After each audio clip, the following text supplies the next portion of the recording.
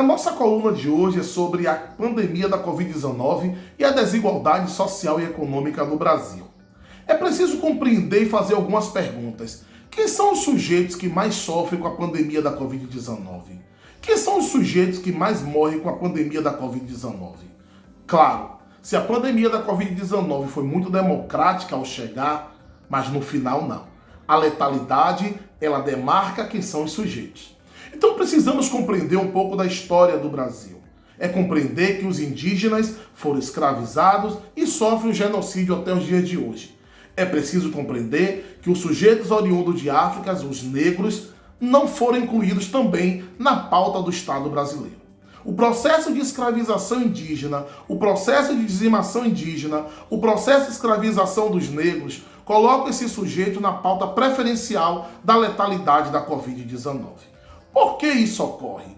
É preciso compreendermos que, quando acontece o processo da abolição da escravatura aqui no Brasil, o Estado brasileiro não inclui o negro na pauta da educação, da saúde e da habitação principalmente. Os indígenas também não são incluídos.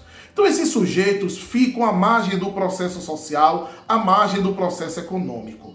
Não tem casa, não tem saúde, não tem educação.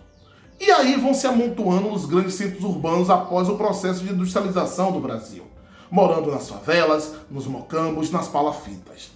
E aí vem um grande detalhe. Quais são as medidas mais eficazes, além da utilização de máscara, para combater a pandemia? O distanciamento social. Mas como distanciar se muitas dessas pessoas moram em casas de até um cômodo? Então você já percebe.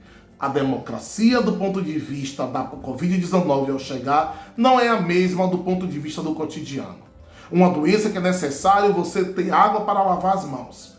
E essas pessoas, na sua grande maioria, não têm essa água. Então observem que a mortandade, isso é dito aí pelos dados estatísticos, é muito maior com esses sujeitos. É preciso criarmos políticas públicas para enfrentar de forma consistente a desigualdade social e econômica no nosso país. A pandemia só fez escancarar mais esse processo.